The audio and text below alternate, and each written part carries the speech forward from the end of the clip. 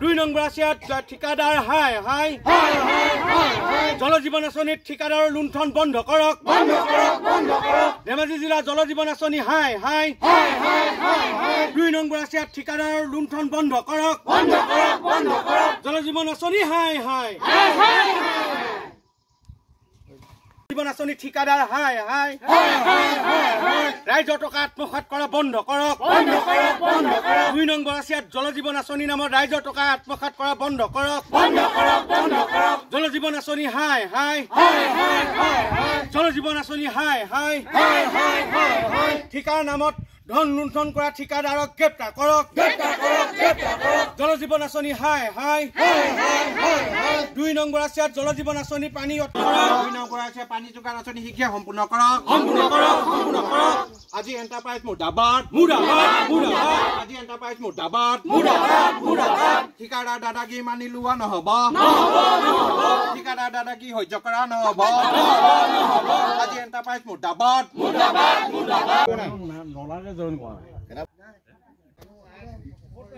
এই পানী যোগান আঁচনি 2020 আৰু 21 বৰ্ষতে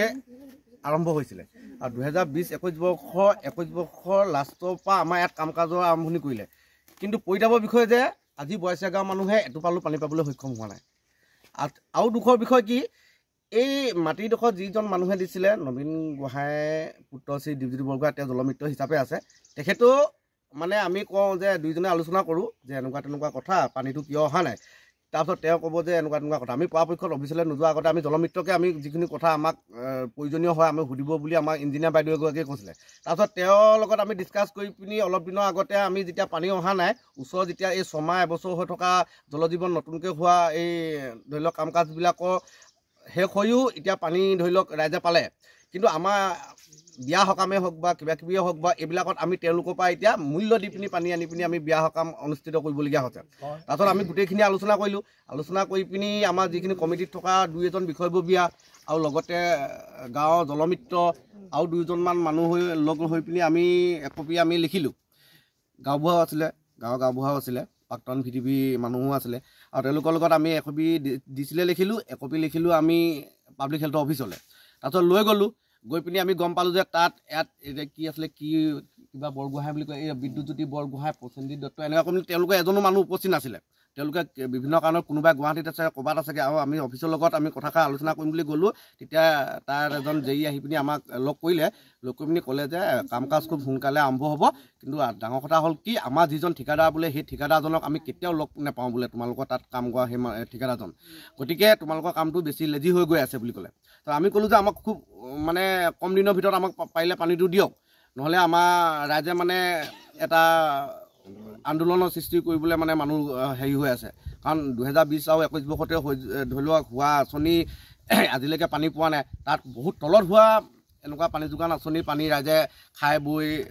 ধৰি লওক জামুগুৰিয়ে হওক বা চুতীয়া চুক কল্পনাপুৰ আজি ৰাইজে মানুহে পানী খাই আছে কেৰকণীও পানী খাই আছে